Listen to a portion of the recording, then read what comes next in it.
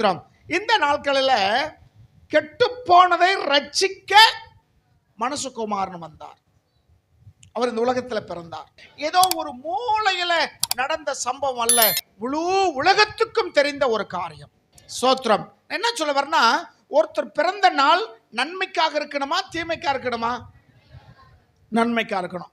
நீ எல்லாம் எதுக்கு பிறந்தனே தெரியல. சில பேர் வைவாங்க பிள்ளைகளை பார்த்து, நீ எல்லாம் எதுக்கு பிறந்தனே தெரியல, பூமிக்கு பாரமா இருக்கிற. உன் மனைவிக்கும் உன்னால பிரயோஜனம் இல்லை, உன் பிள்ளைகளுக்கும் பிரயோஜனம் இல்லை, உன் பெற்றோருக்கும் உன்னால எந்த பிரயோஜனம் இல்லை, உன்னை சார்ந்து இருக்கிறவர்களுக்கும் உன்னால எந்த பிரயோஜனம் இல்லை, உன் சபைக்கும் உன்னால எந்த பிரயோஜனமும் இல்லை. ஒரு வேடிக்கை பார்க்குற மாதிரி வந்துட்டு போற. உனக்கு என்ன எதுக்கு யா குடும்பம் கேட்குறாங்களா இல்லையா? அப்போ மனுஷனாய் பிறந்தால் யாருக்காச்சும் ஒரு பிரயோஜனமா இருக்க வேண்டும். அல்லேலூயா. இந்த உலகத்தில் பிறப்பு எல்லாமே ஒவ்வொருக்கும் பிரயோஜனமாக தான் காணப்படுது. நம்ம பார்க்குறோம். நம்ம வாழ்க்கை அர்த்தமுள்ள வாழ்க்கையாக இருக்க வேண்டும். அல்லேலூயா. கர்த்தர் நல்லவர். சரி, இப்போ நிறைய காரியங்களை நீங்கள் பார்த்துட்டே போகலாம். இப்போ மனுஷகுமாரன் இந்த உலகத்தில் மனுஷ அவதாரம் எடுத்து ஏன் இந்த உலகத்தில் வந்தார்னா, கெட்டு போனதை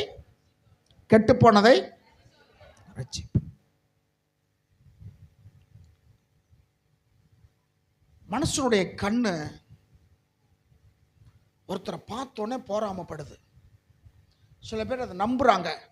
அவன் என் மேல கண்ணு வச்சுட்டா, அதனாலதான் எனக்கு மண்டை வலிக்குது, அதனாலதான் எனக்கு பலவீனம் வருது.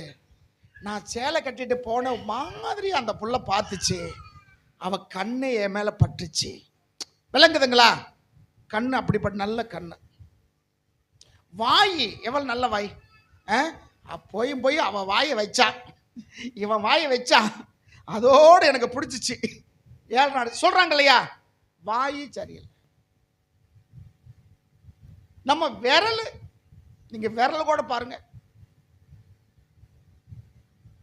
ஒரு ஸ்பூன் ஒரு கம்பி விட்டு ஊறுகாய் எடுத்தா கெடாது. அதே சமயத்தில் கையை விட்டு எடுத்தோம்னா என்ன செஞ்சிடும்? விரலுக்கு இருக்க யோகம் பார்த்தீங்களா? அப்புறம் கை நல்லா இருக்கிற மாவை கையில் போட்டு நல்லா, சில சொல்லுவாங்க என் கையை ரொம்ப புளிச்சிடும், அதில் பெருமை. ஒரு சில சொல்லுவாங்க என் கைக்கு புளிக்கவே புளிக்காது. புளிச்சா நல்லது சொல்கிறாங்களா, புளிக்காது நல்லதுன்னு நமக்கு அது தெரியல. நல்லா கை போட்டு வச்சா அந்த மாவு சீக்கிரம் என்ன செஞ்சிடும்? புளிச்சு போயிடும். கால் பாருங்க, கால் சில இடத்துல புல்தரையில் யாரும் நடக்க வேண்டாம் அப்படின்னு போட்டிருப்பாங்க. புல்தரையில் யாரும் என்ன செய்ய வேண்டாம்? நடக்க வேண்டாம். ஆனால் ஆடு நடக்குது, மாடு நடக்குது, நாய் நடக்குது, காட்டு விலங்கு நடக்குது. அது நடந்தால் நடக்கிற இடத்துல அது என்ன செய்யும்? முளைக்கும். மனசு நடந்தான்னா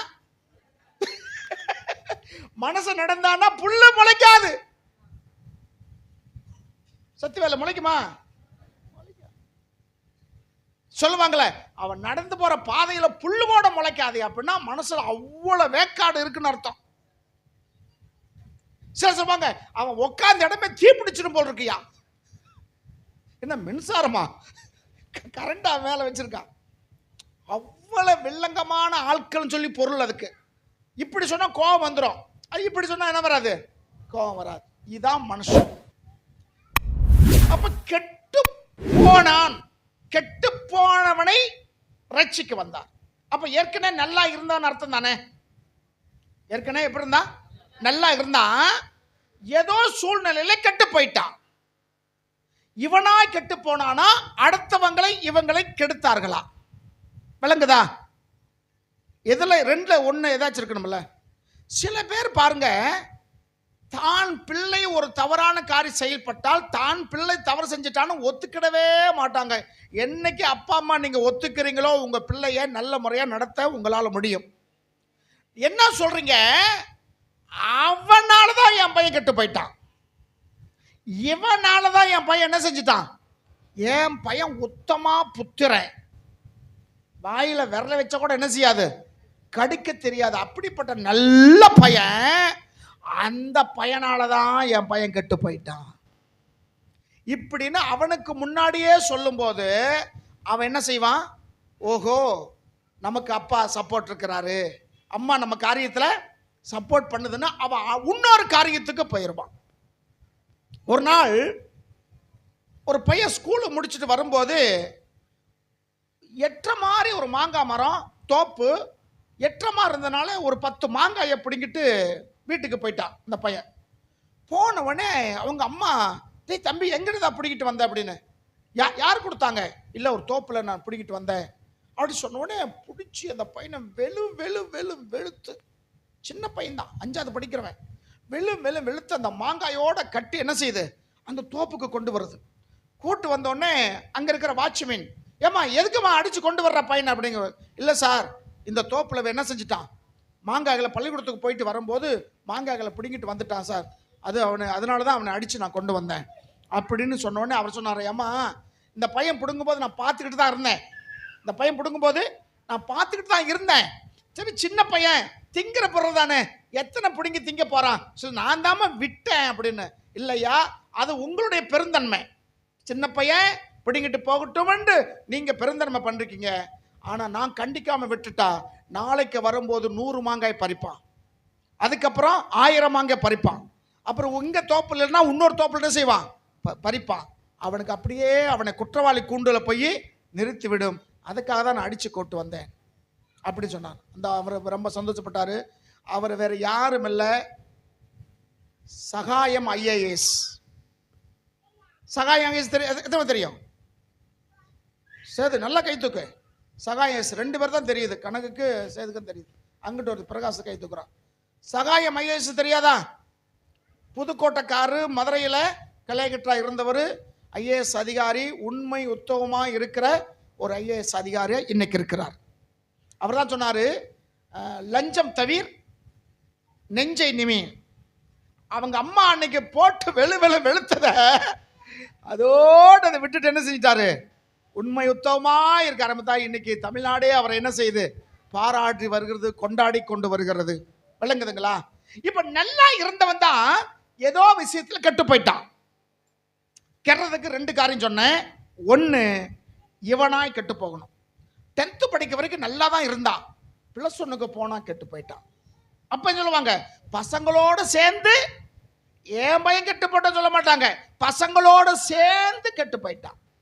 அவங்க அம்மா சொல்லுவாங்க, என் பையன் நல்ல பையன் தான், இவன் மற்ற பையங்களோட சேர்ந்து. இப்படி எல்லா பசங்களோட அம்மா சொன்னாங்க. யாரு கெடுத்தது இவங்களை? 5 பேர் அம்மாமார்களும் அப்படிதான் சொல்றாங்கன்னா, அப்ப 5 பேர் கெட்டிருக்கிறாங்க. யாரு இது பண்ணது கெடுத்தது? விளங்குதலா? நம்ம பிள்ளைகள் கடவுளுக்கு விரோதமான காரியங்கள் செய்யப்படும் போது கண்டிக்கிற விதத்தில் அவங்களை என்ன செய்யணும், கண்டிக்கணும். சரி, இப்ப மனசுகுமாரன் எதுக்கு வந்தார்? கெட்டு போனதை ரட்சிக்க வந்தார். சரி சொல்லுவாங்களே, அந்த ஆளா பைத்தியம், சரியான பைத்தியம், சரியான பைத்தியம். அது சரியான பைத்தியமா இல்ல சரியாகாத பைத்தியமா என்று அவங்களுடைய பேச்சு வச்சுதான் என்ன செய்ய முடியும். சில பைத்தியம் சரியான பைத்தியமா இருக்கும், சில பைத்தியம் சரியாகாத பைத்தியம். எங்க ட்ரீட்மெண்ட் போனாலும் என்ன ஆக முடியாது. எந்த ஆஸ்பத்திரி, நீ கீழ்பாக்கத்துக்கு போ, நீ கோயம்புத்தூருக்கு போ, நீ புளியம்பட்டி அந்தோடையார் கோயிலுக்கு போ, எங்க போ. ஏன்னா இந்த பைத்தியம் எப்படிப்பட்ட பைத்தியம்? சரியாகாத பைத்தியம். சரியான பைத்தியமா இருந்தா திருத்திடலாம். இது என்ன பைத்தியம்? சரியாகாத பைத்தியம். கெட்டு போயிருக்கு. சரீரத்தில், ஆவியில, ஆத்துமாவில் இன்னைக்கு நிறைய காரியம் என்ன செஞ்சிருக்கு, கெட்டு போய். சில சொல்லுவாங்க டாக்டர்மாருங்க, எப்பா குடிச்சு உடம்புல இருக்க எல்லா முக்கியமான பார்ட்ஸ் எல்லாம் கெட்டு போயிருச்சு. நம்ம சொல்றோம், உயிர் போனா என்ன போகட்டும், மயிர் போகட்டும். மயிர் என்ற வார்த்தை தான் தமிழ் வார்த்தை. விளங்குதுங்களா? மயிர்னு சொல்ற வார்த்தை தான். அது எப்படி தெரியல, அது தப்பாவே என்ன செஞ்சிட்டோம், சொல்லிட்டோம், புரிஞ்சு வச்சிருக்கிறோம். மயிர் என்ற வார்த்தை தான் தமிழ் வார்த்தை. முடின்னு சொல்றோம்ல, முடி என்ப சமஸ்கிருத வார்த்தை.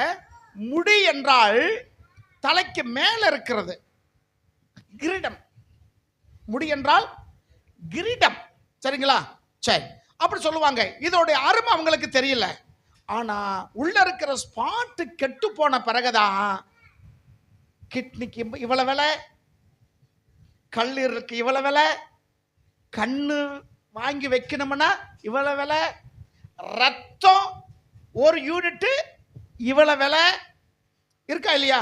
ஒவ்வொருக்கு என்ன இருக்கு? காத்தே காசு கொடுத்து வாங்குறோம். காத்த காசு கொடுத்து வாங்குறோம். எங்க? ஹாஸ்பிட்டல்ல ஆக்சிஜன் உயிருக்கு போராடுகின்ற இருக்கும்போது ஒரு சிலிண்டரை வச்சு என்ன செய்வாங்க, அது காத்து தானே. இந்த சிலிண்டர் இல்லாம கொரோனா காலத்துல எத்தனை லட்சங்கள் இறந்து போனாங்க தெரியுங்களா?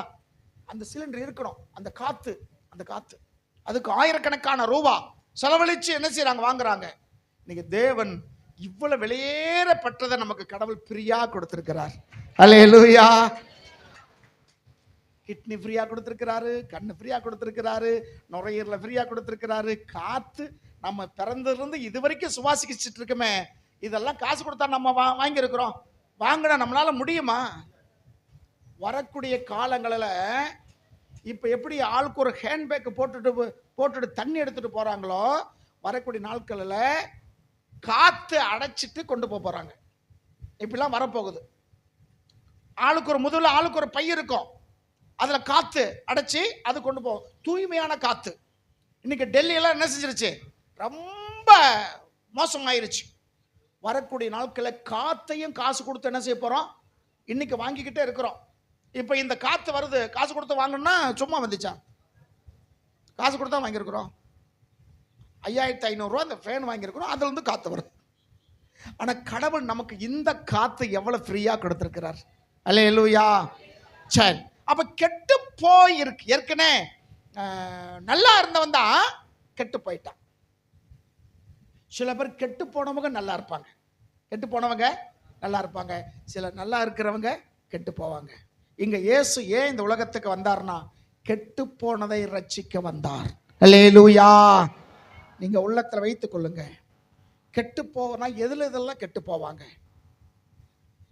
நல்லா இருந்த மனுஷன் தான்யா கெட்டு போயிட்டான்னா எதை வச்சு சொல்றோம்? நம்ம அவனுக்குள்ள ஏதோ ஒரு காரியம் இருக்கு. ஒண்ணு குடி இருக்கும், இல்லட்டா சூதாட்டம் இருக்கும், இல்லைன்னா மற்றவர்கள் உன்னை வீழ்ச்சியா நினைக்கிற விஷயம் ஏதோ உங்ககிட்ட இருக்கிறதுனால தான் நீ என்ன செஞ்சிட்ட, கெட்டு போயிட்ட. அப்படி இருந்த மக்களை கர்த்தர் ரட்சிக்க வந்தார். இயேசு ஏன் இந்த உலகத்தில் வந்தார்? நான் ஏன் பிறந்தேன் அப்படின்னா, கெட்டு போனவர்கள் ரட்சிக்க இயேசு இந்த உலகத்தில் பிறந்தார். எவ்வளவு நல்ல தெய்வம். அல்லேலூயா. இன்னைக்கு உன்னுடைய சமுதாயத்தில், உன்னுடைய குடும்பத்தில் இப்படிப்பட்ட கெட்டு போன நிலைமையில் யாராச்சும் இருக்காங்களா? உங்களை ரட்சிக்க தான் இயேசு இந்த உலகத்தில் பிறந்திருக்கிறார்.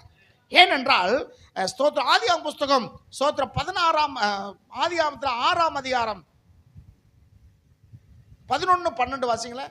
2 காரியம் வருது, கவனிங்கம்மா. பூமியானது தேவனுக்கு முன்பாக சீர்கெட்டதா இருந்துச்சா? யாருக்கு முன்னாடிமா? யாருக்கு முன்னாடி? பூமி தேவனுக்கு முன்னாடி எப்படி இருந்துச்சா? சீர்கெட்டு இருந்ததா, கெட்டு போயிருந்ததா. 1ஆம் அதிகாரம் 1-2 வசனங்கள்ல தேவன் ஆதியில வானத்தையும் பூமியும் சிருஷ்டித்தார். கடவுள் ஒரு காரியம் செய்யும் போது கெட்டு போனது மாதிரி செய்வாரா, நல்லபடியா செய்வாரா? அப்படி இருக்கும்போது கடவுள் எதை செஞ்சாலும் நல்லதா செய்வார். தேவன் படைச்ச பூமி கெட்டு போகுமா? கெட்டு போன மாதிரி உருவாக்குவாரா? உருவாக்க மாட்டார். வேதம் சொல்லுது, மனிதனை ஆண்டவர் செம்மையானவனாய் உண்டாக்கினார், அவனோ அநேக உபாய தந்திரங்களால் தன்னை கெடுத்து கொண்டான் அப்படி இருக்கு. உபாய தந்திரங்களால நம்மளை என்ன செஞ்சுக்கிட்டோம்? கெடுத்துக்கிட்டோம். இடையில வந்துச்சு இந்த குடி, இடையில வந்துச்சு இந்த பாக்கு வத்தலை. எப்ப பார்த்தாலும் வெள்ளாடு மேய்ஞ்ச மாதிரி தின்னுகிட்டே இருக்கிறோம். டாக்டர் சொல்றாங்க, போயெல்லாம் போடாதீங்க, கேன்சர் வரும், புத்து வரும். புத்துல பல புத்து இருக்கு. சில பேர் கண்ணை புத்து வரும். இந்த போயில ஒதுக்கி ஒதுக்கி ஒதுக்கி என்ன செஞ்சிடும், இதுவே ஓட்ட பண்ணி வெளியே கொண்டு வந்துடும். நீ இங்க சாப்பிட்டேன்னா எல்லாம் இங்கிட்டு தான். டாக்டர் சொல்றாரு, இவன் சொல்றான் அதெல்லாம் ஒண்ணும் வராது அப்படின்னு. 35 வருஷத்துக்கு முன்னாடி ஒரு அம்மா நம்ம சர்ச்சுக்கு வந்துட்டு இருந்தாங்க. ஊழியத்து வந்த புதுசுல சாரதபுரத்தும் ஒரு அம்மா வந்தாங்க. அப்ப அந்த அம்மா நல்ல விசுவாசம், சாகு வரைக்கும் நல்ல விசுவாசமா இருந்தாங்க. அந்த அம்மாவுடைய வீட்டுக்காரர் அவரு தாடிகளை ஜட போட்டிருப்பார். ஐயாவா என்ன தெரியல, பேர் மறந்துட்டேன் நான். ஐயா சாமியா, ஐயாவு தாடி இருக்கும். தாடியில ஜட போட்டு அதுல ஒரு ஐயப்ப சிலை கட்டி போட்டு தொங்க போட்டு திரிவார். அப்ப அவங்க வந்து அப்பெல்லாம் ஆனமலையில ஒரு ஆஸ்பத்திரி இருந்தது, ஆல்வா ஆஸ்பத்திரியா. ஆழ்வா ஆஸ்பத்திரி அங்கதான் ஃபேமஸ். யாவுன்னா ஆளுவா ஆளுவா ஆளுவா. கடைசியில் பார்த்தா அந்த ஆஸ்பத்திரி கிட்ட எடுக்கிற ஆஸ்பத்திரியா இருந்திருக்கு, யாருக்குமே தெரியல. அது மேலே கேஸ் போட்டு ரொம்ப பிரச்சனை பண்ணி அதுக்கப்புறம் அம்பராம்பாளையத்தில் ஒரு ஆஸ்பத்திரி ஒன்று கட்டுனாங்க. அப்போ அவர் சொல்கிறாரு, என்ன அக்காவுக்கு செய்து பாட்டிக்கு செய்துன்னு கேட்டால், என்னமோ டாக்டர் பெலசர்ன்னு சொல்கிறாரு. என்ன சொல்கிறாரு? பெலசர். அவருக்கு என்ன தெரியும்? அதெல்லாம் ஒன்றும் இல்லை. பிரஷர்ன்னு சொல்கிறதுக்கே அவருக்கு தெரியல. பெலசர்ன்னு சொல்லிட்டு டாக்டருக்கு ஒன்றும் தெரியாதாமா. பார்த்தீங்களா? அந்த மாதிரி தான் இன்னைக்கு என்ன செஞ்சிருக்கோம்? வெத்தலை பாக்கு போட்டால் அதெல்லாம் வருமா, இதெல்லாம் வருமா, ஏன் போடக்கூடாதா? இது உனக்கு பிறக்கும் போதே வெத்தலையும் பாக்கையும் அடிச்சு வச்சாங்களா, வாயில் வச்சாங்களா? இல்லை. அது எப்படி வந்துச்சு? இடையில வந்தது, இடையில வந்தது. அது மட்டும் வரல, அதே நீ தொடர்ந்து சென்னா உனக்கு புத்து நோய் என்ன செய்யும்? வரும். அதுக்கு புத்து வந்த பிறகு, கேன்சர் வந்த பிறகு, ஐயோ ஆண்டவரே இந்த கேன்சர் வந்து விடுதலையாக்கு மூதேவி இதான முன்னாடியே போட வேணாம் சொல்லிக்கிட்டு இருக்கோம். அது விடுறதுக்கு அவங்களுக்கு என்ன இல்லை. அப்ப மனுஷனை ஆண்டவர் செம்மையானவனாய் உண்டாக்கினார். அவனோ அநேக உபாய தந்திரங்களால் தன்னை என்ன செஞ்சான்? கெடுத்து கொண்டான். ஆண்டவர் மனிதனை எப்படி உண்டாக்கினார்? தமது ரூபத்தின்படியும் தமது சாயல். நம்மெல்லாம் வேற யாரும் இல்லை, ஆண்டவருடைய சாயல் நம்ம எல்லாருமே. எத்தனை பேருக்கு விளங்குது? அல்லேலூயா. அப்ப கெடுத்தது யாரு? ஆதியாம் 1:1 என்ன பார்த்தீங்க? ஆதியில தேவன் வானத்தையும் பூமியும் சிருஷ்டித்தார். அப்ப ஆண்டவர் ஒரு காரியத்தை சிருஷ்டிக்கும் போது செம்மையானதான அவர் சிருஷ்டிப்பாரு. மனிதனை, உங்களை என்னையும் கடவுள் சிருஷ்டிக்கும் போது எப்படி சிருஷ்டிப்பாரு? நல்லவங்க தானே சிருஷ்டிப்பாரு. பார்த்து பார்த்து பார்த்து செஞ்சிருக்கிறார். நம்முடைய சரீர உறுப்புகளை பார்த்து பார்த்து பார்த்து செஞ்சிருக்கிறார். அடிக்கடி சொல்லுவேன், கண்ணு மூக்கு வாய் எல்லாம் பாருங்க. இந்த மூக்கு பாருங்க, உதாரணத்துக்கு எவ்வளவு அழகா படைச்சிருக்கிறார். எவ்வளவு அழகா நேர்த்தியா. அதுல சில பெரிய எங்க மாதிரி பெரிய மூக்கு இருக்கும், சில பேர் சின்ன மூக்கு பார்க்க பார்க்க நல்லா இருக்கும். சில குரலை பார்த்தா கொஞ்சம் கர்ரு கர்ன்னு இருக்கும், சில குரலை பார்த்தா குயில் மாதிரி இருக்கும். அதுல அவங்க வித்தியாசம். மூக்கு அதே போலதான், அவங்க எப்படி சொல்ல முடியாது, அப்படியெல்லாம் இருக்கு வைங்களேன். எப்படி இருந்தாலுமே அழகா படைச்சு, மண்ணு தூசி குப்பையெல்லாம் மூக்குக்குள்ள போகாம சில ரோமங்களை படைச்சு, மழை தண்ணி உள்ள வராம கடவுள் கீழ்நோக்கி படைச்சு, கீழ்நோக்கி கடவுளை படைச்சா, நம்ம ஆளு ஒரு மூக்கை அடைச்சுக்கிட்டு ஒரு மூக்குல பொடி சர்ன்னு மேநோக்கி உரிகிறான். கடவுள் கீழ்நோக்கி மூக்க படைச்சா இவன் என்ன செய்யறான்? அடி அப்பா, அவங்க உரியும் போது அவங்களுக்கு இருக்கிற ஒரு கலை இருக்க, இப்படி தட்டுவான் பாருங்க, ஒரு தட்டு என்னமோ சாதிச்சவ மாதிரி இப்படி இழுத்து இழுத்து இந்த பொடி மூளைக்கு போய் கோமாடேஜுக்கு போயிடுறான் கடைசியில். இப்படி இவன் கஷ்டப்பட்டு உரிவான்னு சொல்லி கடவுள் நினைச்சிருந்தா இந்த மூக்கை திருப்பி படைச்சிருப்பார். கொஞ்சம் கற்பனை பண்ணி பாருங்க, நம்ம மூக்கெல்லாம் இப்படி இருந்துச்சுன்னா எப்படி இருக்கும்? இப்படி உரிய வேண்டிய அவசியமே இல்லை. அப்படியே கடையில் காசு கொடுத்து ஒரு 10 ரூபாய்க்கு கொட்டியா ஒரு மாசத்துக்கு இருக்கட்டும், அப்படியே டப்பாவில் எண்ணெய் வாங்கிட்டு வர்ற மாதிரி என்ன செஞ்சிருவோம்? அப்படியே போட்டு கொண்டு போயிடுவோம். அப்ப மனிதனை கடவுள் செம்மையானவனாய் உண்டாக்கினார். அவனோ அவளோ அநேக உபாய தந்திரங்களால் தன்னை கெடுத்து கொண்டார். இந்த கெட்டு போனதை ரட்சிக்கதான் மறுபடியும் இயேசு வந்தார். கெட்டு போனதை தான் ரட்சிக்க இயேசு வந்தார். ஹல்லேலூயா. அதிலே 12 வசனம் வாசிப்பது. 12 வசனம். தேவன் பூமியை பார்த்தார். அந்த பூமி எப்படி ஆயிடுச்சு? சீர்கெட்டதா இருந்தது. தேவன் உண்டு பண்ண பூமி நல்லா உண்டு பண்ணினார், அது கெட்டு போயிருச்சான். அப்ப இந்த இடையில என்னமோ ஒண்ணு நடந்திருக்கல. இந்த இடையில தேவன் உண்டு பண்ணினார். எப்படி உண்டு பண்ணார்? நேர்த்தியாய் உண்டு பண்ணினார். தேவன் ஒவ்வொரு காரியத்திலும் அது நல்லது என்று கண்டார். நீங்க 1ஆம் அதிகாரம் 2ஆம் அதிகாரம் நீங்க படிச்சு பாருங்க வீட்டுல போய். உன்னை உண்டாக்கின பிறகு சொல்லுவார் நல்லது என்று கண்டார். நல்லது நல்லது நல்லதாய் உண்டு பண்ணின ஆண்டவர் இப்ப 6ஆம் அதிகாரத்தை வரும்போது பூமி எப்படி இருந்துச்சா? கெட்டு போயிருந்துச்சா? என்ன நடந்திருக்கு? ஆண்டவர் படைச்ச பிறகு கெட்டு போனதுக்கு இடையில ஏதோ என்ன செஞ்சிருக்கு? நடந்திருக்கு. என்ன நடந்திருக்கு? என்ன நடந்திருக்கு? அதான் கெட்டு போச்சு. அதை சொல்லுங்க. கெட்டு போச்சு. அப்ப கெடுத்தது யாரு? கெடுத்தது யாரு? பிசாசு. உங்க வாழ்க்கையில நிறைய குடும்பங்கள்ல இன்னைக்கு என்ன செஞ்சிட்டு இருக்கா? ஆமா, இன்னைக்கு குடும்பம் பிரிவது கடவுளுக்கு பிரியம் கிடையாது. உன் பிள்ளைகள் தெரிகெட்டவர்களாக அலைவது கடவுளுக்கு என்ன இல்லை? பிரியம் இல்லை. உன் பிள்ளைகளை ஆண்டவர் நேசிக்கிறார். உன் பேர பிள்ளைகளை கடவுள் நேசிக்கிறார். ஏன்னா உன் பிள்ளைகளும் நீயும் பேர பிள்ளைகளும் அவருடைய சாயலா இருக்கிறீங்க. அல்லேலூயா. அப்ப அந்த கெட்டு போனதை எப்படி கெட்டு போனாங்கன்னா, வாசிங்க ஸ்தோத்திரம், சங்கீதம் 14:3 வாசிங்க. 14:3. அவ்வளவுதான், முடிக்க போறேன். 14. ஏம்மா விளக்குதுங்களா? நேர்த்தியா இருக்க வேண்டியவன் ஏன் கெட்டு போனா? ஒரு கேள்வி கேட்டல, ஏன் கெட்டு போனானா? வழி விலகுறான். இயேசு சொன்னார், நானே வழியும் சத்தியமும் ஜீவனும். என்னை பின்பற்றி வருகிறவன் இருளில நடக்க மாட்டான், ஜீவ ஒளியில நடப்பான். உன் மேல் என் கண்ணை வைத்து உனக்கு ஆலோசனை சொல்லுவேன், நீ நடக்கிற வழி நான் உனக்கு காட்டுவேன். இங்க என்ன சொல்றக்கு? வழி விலகி. அவன் கெட்டு போறதுக்கு காரணம் என்ன? வழி விலகி ஏகமாய் கெட்டு போயிட்டான். ஏகமாய் கெட்டு போயிட்டான்னு அந்த வார்த்தை முடிச்சிருக்கலாம், அப்படி முடிக்கல. எப்படி செஞ்சிருக்கான்? ஏகமானா எந்த அளவத்தில் கெட்டு போக முடியுமோ அந்த அளவுக்கு கெட்டு போயிட்டான். டாக்டர் சொன்ன போல முடியாதியா, 2 நாளோ 3 நாளோ எல்லாம் கெட்டு போயிருச்சு. ஒரு ஸ்பாட்டு கெட்டு போய் இருந்தாலும் பரவாயில்ல, மாத்திக்கலாம். எல்லா ஸ்பாட்டும் போயிருச்சு. நுரையீரல் போயிருச்சு. ஏன்னா அதிகமாக தண்ணி போடுறவங்களுக்கு நுரையீரல் தான் அதிகமாக என்ன ஆகும்? அதுக்கு பேர் கல்லீரல், சாரி கல்லீரல், அதுதான் அதிகமாக இதாகும். கல்லீரல் போச்சுன்னா வகுறு உப்பும், காலு உப்பும், அதுக்கப்புறம் கிட்னி போகும், கண்ணு போகும், ஒன்றுன்னா போகும். ஏதாச்சும் ஒரு உறுப்பு போனாலும் பரவாயில்ல, மாற்றிக்கலாம். வசதி, பணம், வசதிகள் இருந்தா. எல்லா உறுப்பும் போச்சுன்னா இதுதான் ஏகமாய் கெட்டு போகிறது. எனக்கு எப்படி கெட்டு போகிறது? அதான் சரியான பைத்தியம் அல்ல, சரியாகாத பைத்தியம். இது எங்க கிடந்தாலும் ஒரு பிரயோஜனமும் இதனால இல்லை, பார்த்துக்கிடுங்க. அப்ப இவங்க ஏன் கெட்டு போனாங்கன்னா, வழி விலகுறாங்க. எந்த வழி?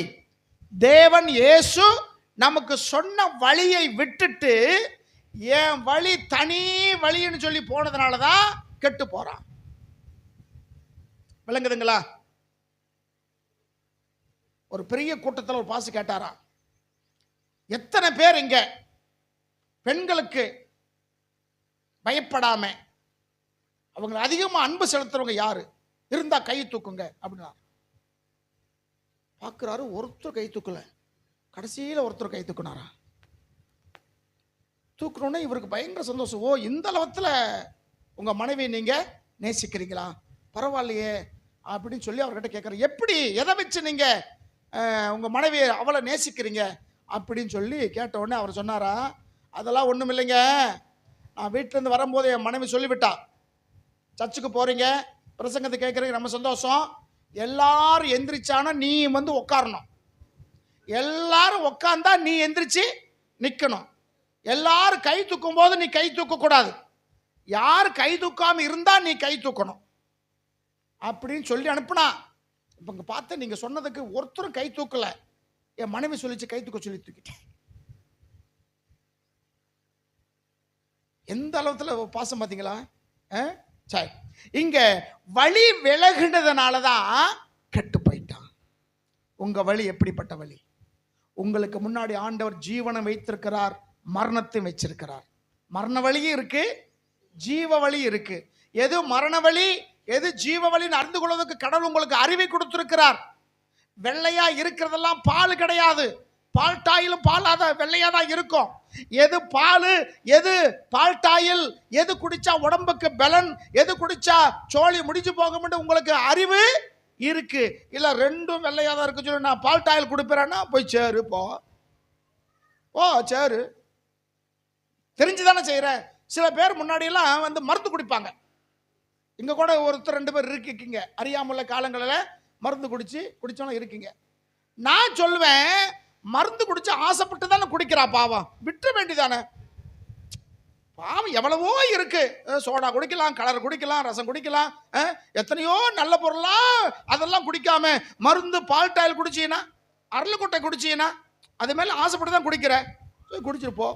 எதுக்கு ஆஸ்பத்திரி போய் செலவு செஞ்சுட்டு ஆயிரக்கணக்கில் செலவு செய்யணும்? அப்ப விருப்பப்பட்டு குடிக்கிறாள். வழி விலகி போனவனை ஆண்டவர் அப்படியே விடாம சோத்த எரேமியா புஸ்தகம் 18ஆம் அதிகாரம் 3ஆம் வசனம் பாருங்க. எரேமியா 18:4. எரேமியா சீக்கிரம் வாசிக்கமா, ஒரு 2 வசனம் வாசிச்சு நான் முடிச்சிருவோம் ஜெபம் பண்ணி. ஸ்தோத்திரம், தேங்க்யூ ஜீசஸ். எரேமியா 18:4 கவனிங்க. குயவன்னா அந்த சட்டிப்பானை செய்கிறவர். குயவன் வளைத்து கொண்டிருந்த ஒரு மண்பானை, அவன் மனதில ஒரு பானையை, ஒரு உருவத்தை செய்ய வேண்டும். ஏதோ ஒரு உருவம், அது குடமா இருக்கலாம், சருவமா இருக்கலாம், இல்ல பூத்தொட்டியா இருக்கலாம். ஏதோ மண்ணினால் ஒரு பொருளை உருவாக்கி கொண்டு இருக்கிறான். பார்த்துக்கிடுங்க. அந்த மனிதன் தன் மனதில் ஒரு எண்ணம் வருகிறது, இந்த மண்ணை இந்த பொருளாக நான் பயன்படுத்த போகிறேன் என்று வணைந்து கொண்டிருந்தான். அந்த சக்கரம் இருக்கும் பார்த்தீங்களா, ஒரு சக்கரம் சுற்றி இருப்பாங்க, அங்கே வச்சு சுற்றுவாங்க. சுற்றும் போது அவன் கைக்கு அழகா என்ன செஞ்சிடும், அவன் நினைத்த பாத்திரம் வந்துவிடும். அந்த மாதிரி எரேமியா ஒரு காரியத்தை பார்க்கிறார். ஆண்டவர் பார்க்க சொன்னார். அப்ப ஒரு குயவன் தன் மண்ணை ஒரு வளையத்தில் வச்சு சுத்திக்கிட்டு இருக்கிறான்.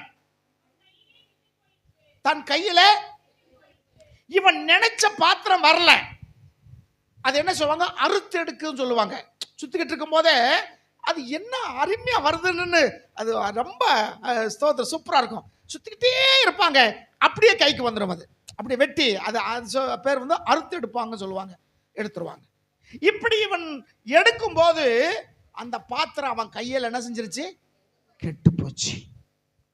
ஒரு பாத்திரமாய் வர வேண்டும் என்று ஆசைப்பட்டு அந்த மண்ணு எங்கேயோ கிடந்த மண்ணை கொண்டு வந்து அவன் அதில் இருக்கிற முள்ளையும் கல்லையும் சின்ன சின்ன தூசி துரும்பு எல்லாம் எடுத்து போட்டு ஊற வச்சு நல்லா பிணைஞ்சி அதுக்காக நேரம் செலவழித்து இன்னைக்கு ஒரு பொருளாய் வரும்போது அது என்ன செஞ்சிருச்சு, கெட்டு போச்சு.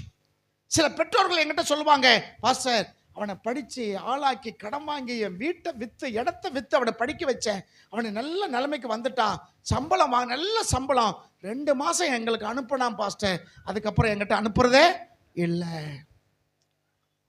பணத்தை கொடுக்கறதே இல்லை. அங்கேயே ஒரு பொண்ணை லவ் பண்ணி கல்யாணம் கட்டிக்கிட்டான். இப்போ அவனால் எனக்கு எந்த பிரோஜனம் இல்லை, அவனை படிக்க வைக்கிறதுக்கு நான் என்ன செஞ்சுருக்கேன், என் காட்டையெல்லாம் விற்று நான் செலவு செஞ்சுருக்கிறேன். ஒரு உருவாக்குற பொருள் அவன் கையால் என்ன செஞ்சிருச்சு, கெட்டு போயிருச்சு. தேவன் கரத்தில் நீங்கள் நானும் இருக்கிறோம். அல்லேலூயா. காலையில் தம்பி ராஜாக்கு ஒரு வசனம் சொன்னேன், ஏற்ற காலத்தில் அவர் உங்களை உயர்த்தும்படி அவர் பலத்த கையுக்குள் அடங்கி இருங்கள் என்று சொன்னேன். யாரோ ஒரு ஆலோசனை சொல்லிருக்காங்க, ஒரு மீன் கடை வைங்க பெருமாள் புதூர்ல அப்படின்னு. மீன் கடை வச்சாருன்னா அவருக்கே சரியா போயிருந்த கடை. அண்ணா இங்க வச்சா வியாபாரம் ஆகுமா அப்படின்னு. இல்லைப்பா அவசரப்படாத, நான் இப்படி அவசரப்படாத, இங்கே ஒரு 1.5 லட்சம் செலவு செஞ்சேன், கடன் வாங்கினேன், இங்கே ஒரு 3 லட்சம் செலவு செஞ்சுட்டு பேன்னு கிடக்கிறேன், அதனால் நீ அவசரப்படாத, இப்போ கிடைக்கிற வேலைக்கு நீ போ தம்பி, பின்னாடி கர்த்தர் உன்னை கொண்டு காரியத்தை செய்வார் அப்படின்னு. அல்லேலூயா. என்ன சொல்ல வரனா, அவன் உருவாக்கின பொருள் அவன் கையாலே கெட்டு போயிருச்சு. கெட்டு போகணும் என்பதற்காக அவ்வளவு பிரயாசம் அவன் படலை. இது செம்மையாய் வர வேண்டும் என்று பிரயாசப்பட்டா கெட்டு போயிருச்சு.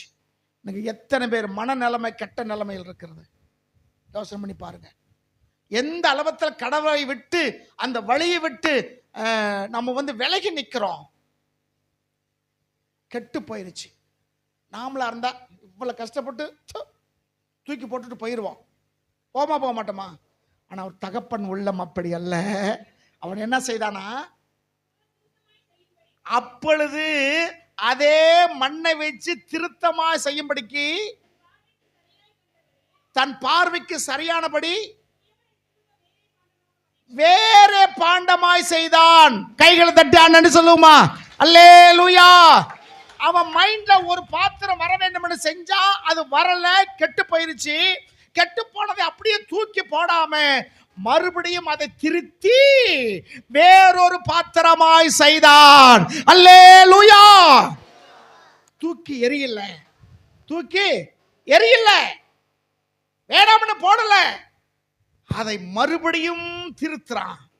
தேவன் வார்த்தை மூலியமா உங்களை திருத்தி கொண்டு இருக்கிறார். ஆண்டு எத்தனை பேர் உங்க உள்ளத்துல பேசுறாங்கன்னு உணர்றீங்க? எத்தனை பேர் உணர்றீங்க? ஆமென், ஆமென், ஆமென்.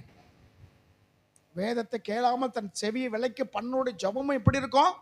அருவருப்பா இருக்கும். ஆகையினாலே கர்த்தருடைய பிள்ளையே, இங்க தெளிவான காரியம் நம்ம பார்க்கிறோம். அவன் திருத்துறான், திருத்தி வேறொரு பாத்திரமாக உருவாக்குறான். அது கைக்கு வந்துருச்சு. பச்சதை அப்படியே வச்சோம்னா அதுக்கு பலம் இருக்குமா? அது என்ன செய்யணும்? காய வைக்கணும். காய வச்சா போதுமா? சுடணும். சுட்டாதான் அதுக்கு பலன். சுட்டாதான் தண்ணி போட்டு நிற்கும். நீ செஞ்சு காய வச்சு மட்டும் ஒரு 6 வருஷம் கழிச்சு தண்ணி ஊற்றினாலும் என்ன செஞ்சிடும்? புரோஜனம்லாம் போயிடும். சுடணும். பரிசுத்த ஆவியானவர் அக்கினி உன் மேல இறங்கி வரணும். அல்லேலூயா. பெந்தகோஸ்து நாளில 120 பேர் கூடி ஜெபிக்கும் போது அக்கினி மயமான நாவுகள் இறங்கி வந்து அவங்க மேல அமர்ந்தது பார்க்கிறோமே, அந்த அக்கினி நம்ம எல்லாரும் மேல வரணும். அப்பதான் நம்ம பலமுள்ள பாத்திரமா இருப்போம். இல்லைன்னா நம்ம பலவீனமான பாண்டம். எப்படிப்பட்ட பாண்டம்?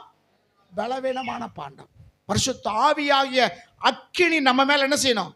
வரணும். அதான் யோவான் சொன்னா, நான் ஜலத்தினால் உங்களுக்கு ஞானஸ்நானம் கொடுக்கிறேன், எனக்கு பின்னாடி ஒரு வருவார், அவர் அக்கினியினால் உங்களுக்கு ஞானஸ்நானம் கொடுப்பார். எதனால? அக்கினினால. இந்த அபிஷேகத்தை எத்தனை பேர் பெற்றிருக்கிறீங்க? இந்த அக்கினி அபிஷேகம் எத்தனை பேர் பெற்றிருக்கிறீங்க? ஜலத்தில் ஞானஸ்நானம் வாங்கி ரொம்ப நாள் ஆச்சு, எனக்கு தெரியும், பல வருஷங்கள் ஆச்சு. அக்கினி அபிஷேகத்தை பெற்றிருக்கீங்களா? ஏன் அது மேல உங்களுக்கு அக்கறை இல்லையா? யாருக்கு அந்த அக்கினி அபிஷேகத்தை கொடுப்பார்? உங்க இதயம் தெய்வ இதயத்தோடு சேர வேண்டும். கெட்டுப்போன இதயத்தை தூக்கி போட்டுட்டு செவ்வையான காரியங்களா வர வேண்டும். அல்லேலூயா. சரீரத்தில், ஆவியில, ஆத்மாவில, பேச்சில, எண்ணங்களில கெட்டு போய் இருக்கிறோம். இந்த கொயவன் அப்படியே விட்டு விடாமல் அது திருத்துறான். திருத்தி வேறொரு பாண்டமாக செய்கிறான். சரிங்களா?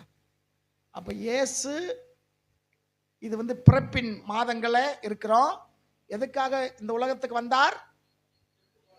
கெட்டு போனதை ரட்சிக்க வந்தார். தூக்கி எறிகிறதுக்கு அல்லம்மா. நீ தீட்டுன்னு சொல்லி உன்னை ஒதுக்கி வைக்க மாட்டார் ஆண்டவர். மதுரை பக்கத்தில் உத்தப்புறம்னு சொல்லி ஊர் இருக்கு. ஒரு பெரிய சமுதாயம், இன்னொரு சமுதாயம், எல்லாம் இந்துக்கள் தான். அங்கே கோயிலுக்குள்ளே போகக்கூடாதுன்னு சொல்லி அங்கே இருக்கிறவங்க தடை பண்ணி, கோர்ட்டும் அப்படி அவங்களுக்கு சாதகமாக கொடுக்குது. கோயிலுக்கு போய் சாமி கும்பிடக்கூடாதுன்னு சொல்லி சாமியை தூக்கிட்டு வெளியே வர்றான். நீ உள்ளே போனால் சாமி தீட்டாயிரமாமா, அது வெளியே கொண்டு வரலாமாமா.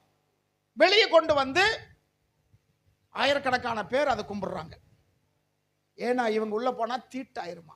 என்ன ஆயிருமா? எப்படிரா எப்படிரா எப்படி சில தீட்டாகும்? அதான் பெரியார் சொன்னாரு, என் சகோதரன் ஒரு கோயிலுக்கு போய் அந்த சகோதர நிமித்தம் அந்த சாமி தீட்டி ஆகுதுன்னா, அந்த சாமியை விட என் சகோதரருக்கு தான் வல்லமை ஜாஸ்தி, சக்தி ஜாஸ்தி. ஆமா இல்லைங்களா? அப்ப யாருக்கு சக்தி ஜாஸ்தி? நீ வர்றதுனால நான் தீட்டாயிரேன்னா யாருக்கு சக்தி ஜாஸ்தி? அவருக்கு தான் சக்தி ஜாஸ்தி. அப்ப சக்தி இல்லாத சாமி எதுக்குறா கும்பிடுறீங்கன்னு கேட்டார். தேவன் உன்னை தீட்டாக ஒதுக்கவே மாட்டார். உன்னை புறந்தல்லாத தேவன், உன்னை மார்வோடு அணைக்கிற தேவன். நீ நிறைய விஷயத்தில் கெட்டு போய் இருக்கிற, நீ ஒத்துக்கோ. சில பேர் ஒத்துக்கிடவே மாட்டாங்க, தான் செய்தது கரெக்டு வாதிப்பாங்க. அவன் திருந்தவே மாட்டான், அவன் வாழ்க்கை அப்படிதான் இருக்கும். வேதவசனம் ஒரு காரியம் சொல்லும் போது ஏற்றுக்கோ. உன் சந்ததி ஆசீர்வாதமா இருக்கும், உன் பிள்ளைகள் ஆசீர்வாதமா இருக்கும். ஒரு சகோதரி கிட்ட 3-4 நாளைக்கு முன்னாடி பேசுனேன். ஏமா, அவர்கிட்ட 10 தப்பு இருந்தாலும் உங்ககிட்ட 2 தப்பாச்சு என்ன செய்யும் இருக்குன்னு சொல்லும் போது, ஆமா உண்மைதான், என்கிட்ட என்ன இருக்கு, தவறு இருக்குன்னு ஒத்துக்கிட்டாங்க. அப்படி ஒத்துக்கொள்ளும் போது அதே தப்பு மீண்டும் அங்க என்ன செய்ய மாட்டாங்க, பண்ண மாட்டாங்க.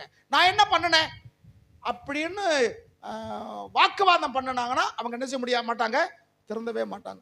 விளங்குனா விளங்குங்க, விளங்காட்டி விட்டுருங்க, அவ்வளவுதான்.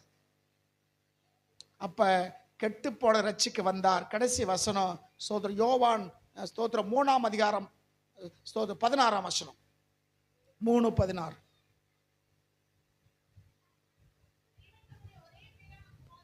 தேவன் தம்முடைய ஒரே பேரான குமாரனா இயேசு கிறிஸ்துவை விசுவாசிக்கிறவன் எவனோ, கைகளை உயர்த்தி ஆண்டவருக்கு நன்றி சொல்லுவோமா? அல்லேலூயா. இயேசுவை விசுவாசிக்கிறவன் எவனோ அவன், இயேசுதான் உலகத்திலிருந்து மெய்யான தெய்வம் என்று யார் விசுவாசிக்கிறாங்களோ, இயேசுதான் உலக ரட்சகர் என்று யார் விசுவாசிக்கிறாங்களோ, இயேசுதான் என் பாவங்களுக்காக இரத்தம் சிந்தி மரித்தார் என்று விசுவாசிக்கிறாங்களோ, யாரெல்லாம் இயேசு உயிர்த்தெழுந்த தெய்வம் என்று விசுவாசிக்கிறாங்களோ அவன் கெட்டு போக மாட்டான். அல்லேலூயா. யார் கெட்டு போக மாட்டான்? இயேசுவை தெய்வம் என்று விசுவாசிக்கிறவன் அவன் கெட்டு போகாமல், சரி கெட்டு போகல, அடுத்து நித்திய ஜீவன் அடையும்படிக்கு. இந்த ஜீவன் நித்தியம் இல்லாத ஜீவன், இந்த வாழ்க்கை நித்தியம் இல்லாத வாழ்க்கை. தூங்கும் போது வாங்க மூச்சு சுழிமாறி போனா போச்சுன்னு சொல்றீங்கல்ல, அப்படிப்பட்ட ஒரு ஜீவன். அப்படித்தானே? இது நமக்கு நிரந்தரம் இல்ல. நீதிமொழி 27:1 பாத்தீங்கன்னா, நாளை தினத்தை குறித்து நீ மேன்மை பாராட்டாதே. நாளைக்கு எப்படி நடக்குன்னு உனக்கு என்ன செய்யாது, தெரியாதே தெரியாதே. பெருமை பேசாத, வீராப்பு பேசாத. அடுத்த வருஷம் பார்த்துக்கலாம், அடுத்த 2 வருஷம் போகட்டும். நீ நாளைக்கு இருப்பியா? நீ நாளைக்கு நீ குடிக்கிறது பாலா இல்ல டீயாண்டு உனக்கே தெரியாது. உயிரோடு எந்திரிச்சுனா டீ கிடைக்கும், சோழி முடிஞ்சு போனா பால் ஊத்துவாங்க. புரியுதா? காலையில் நீங்கள் நானும் குடிக்க போறது பாலா டீயா? பாஸ்டர் நான் உயிரோடு இருந்தாலும் பால் டீ தான் குடிப்பேன். அது உன்னுடைய விருப்பம். சரி, ஊத்துவாங்க. பால் ஊத்துவாங்களா இல்ல டீ கொடுப்பாங்களா? இந்த நிச்சயம் நமக்கு இருக்கா? இந்த நிச்சயம் இருக்கா நமக்கு? இல்லைங்க. இன்னைக்கு நல்ல நாள், இன்னைக்கு மகிமை நாள். இன்னைக்கு கடல் உங்களோட பேசிக்கிட்டு இருக்கிறாரு. கடலை வார்த்தைக்கு ஒப்பு கொடுங்க, தேவன்கிட்ட ஒப்பு கொடுங்க. கெட்டு போனதை கர்த்தர் சரிப்படுத்துவார். அல்லேலூயா. கெட்டு போனதை கர்த்தர் சரிப்படுத்துவார். அவன் நித்திய ஜீவனை அடையும்படிக்கு அவரை இந்த உலகத்தில் தந்தர்லி இவ்வளவாய் உலகத்தில் அன்பு கூர்ந்தார். அல்லேலூயா. இந்த உலகத்தில் அன்பு கூர்ந்ததுனாலதான் இயேசு இந்த உலகத்தில் வந்தார். இந்த கிறிஸ்துமஸ் ஏன் இந்த உலகத்தில் இயேசு பிறந்தார் என்றால் இதுதான், கெட்டு போனதை ரட்சிக்க. இயேசு உண்டாக்கும் போதே கெட்டு போகல, நல்லா தான் உண்டாக்குனாரு. ஆனா கெடுத்தது பிசாசு. ஏன் கெடுத்தான்? வழி விலகி போயிட்டான். வழி விலகி போனவன் அப்படியே விடாம அவனை திருத்தி வேறொரு பொருளாக உருவாக்கினார். அவரை விசுவாசிக்கிறவன் கெட்டு போக மாட்டான்.